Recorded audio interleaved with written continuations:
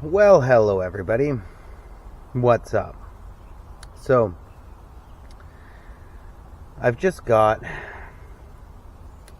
a little bit of some thoughts for a discussion video here. And this might seem completely crazy to some. It might seem like a bizarre example. It might seem completely off the cuff. But you've got morning people and you've got night people.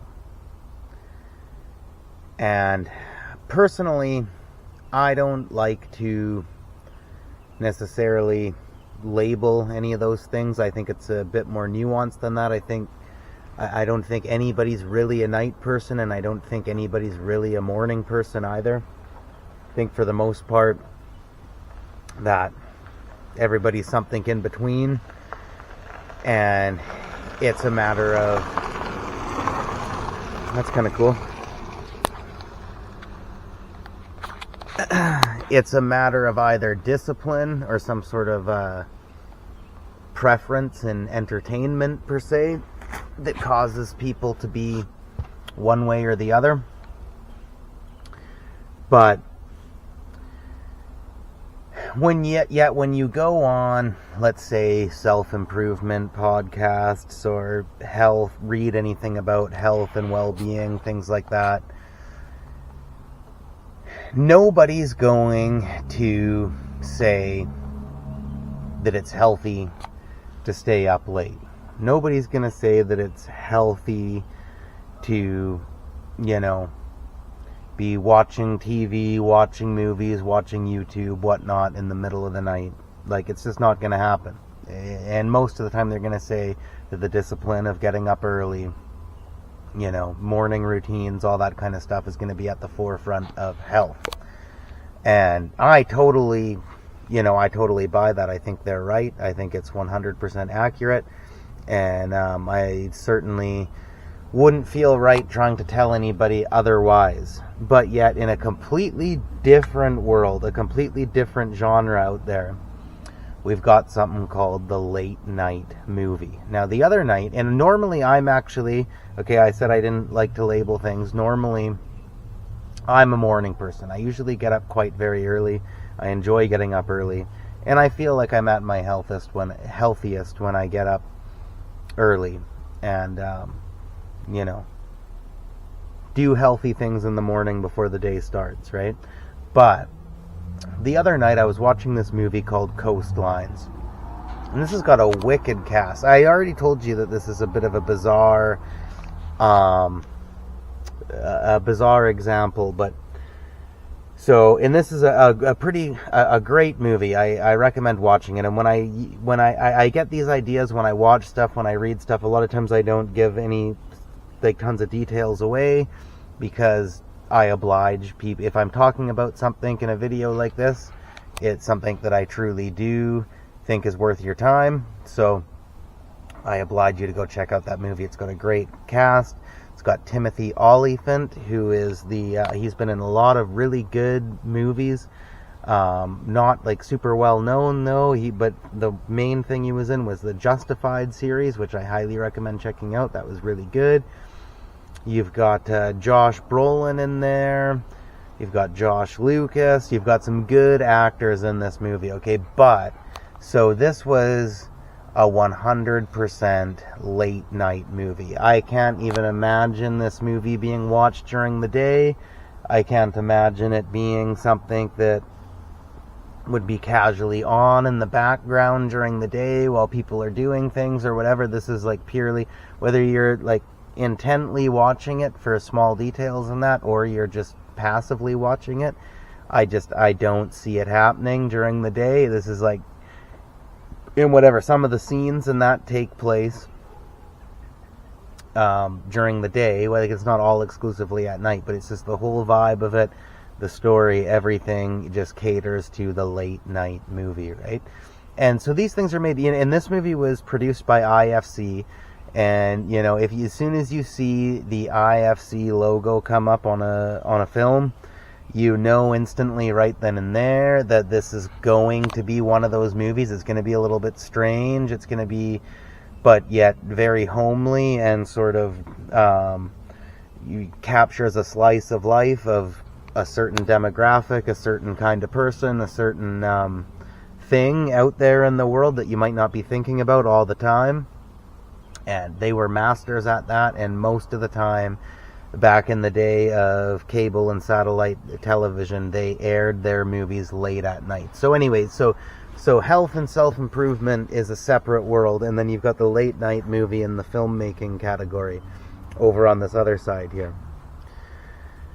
And there's one thing that I think is not being tapped into properly when it comes to, the health side of things, that I actually think the late night movie unintentionally stumbles upon. So there's many different reasons. It could be something simple like you couldn't sleep.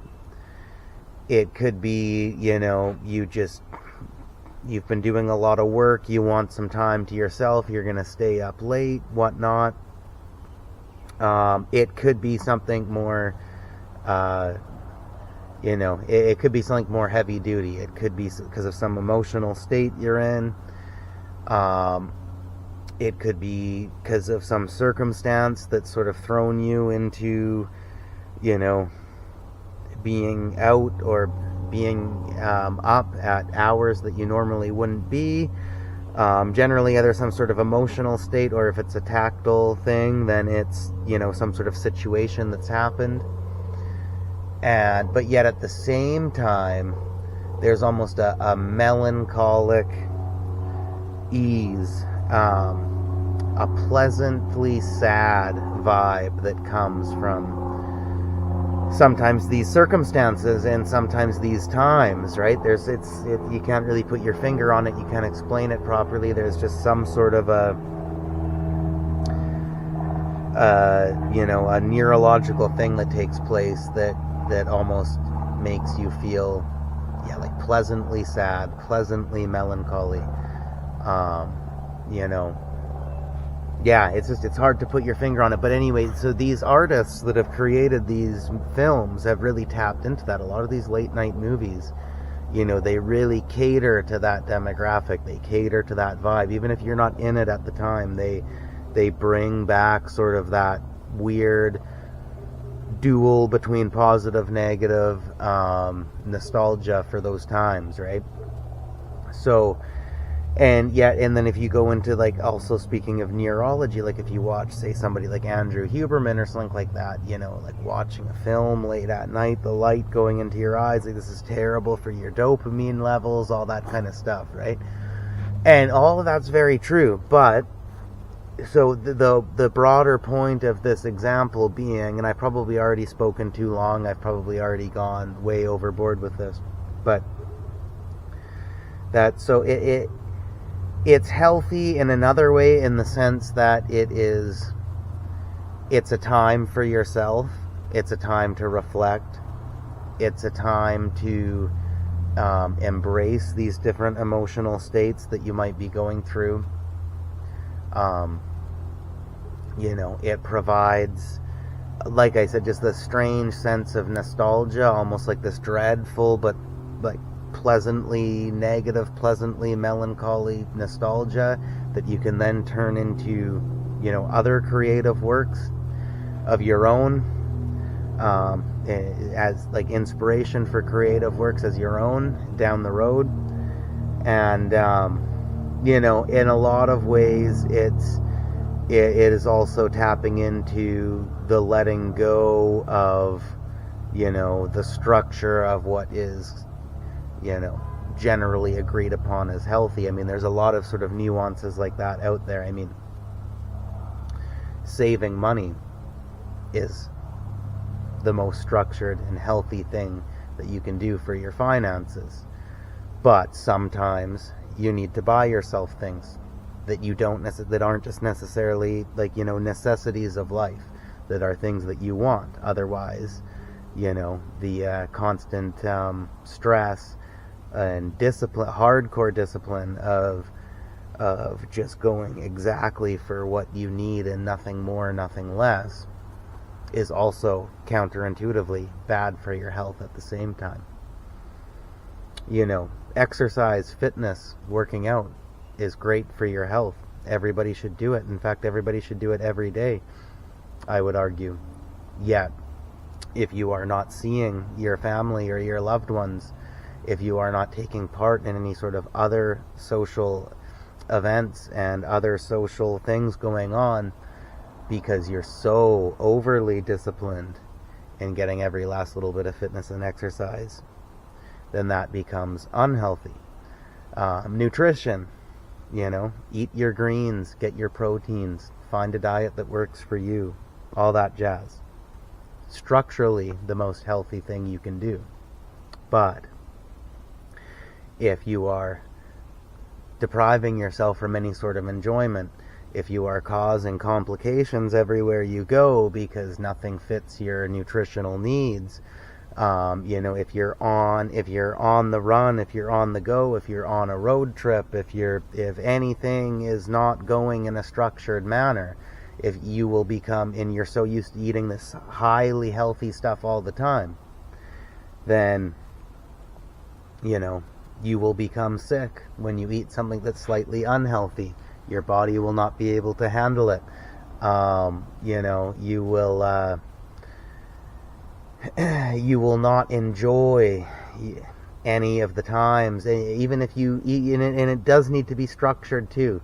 You know, this is all paradox here. It can be structured, but if you don't allow those little avenues for deviations to, you know, the perfect routine, the perfect ritual, the perfect life, then it also, then at the very same time, the perfect life almost starts to become unhealthy in a strange sort of way.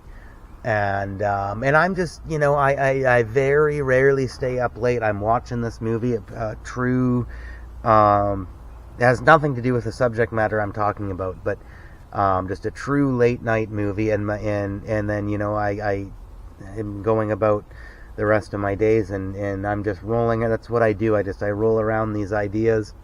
Things are coming to my mind, and I'm like, okay, I think this might be, people probably don't know what the fuck I'm talking about. This is probably a very strange example, but nonetheless, I felt it worthy of speaking to you guys about.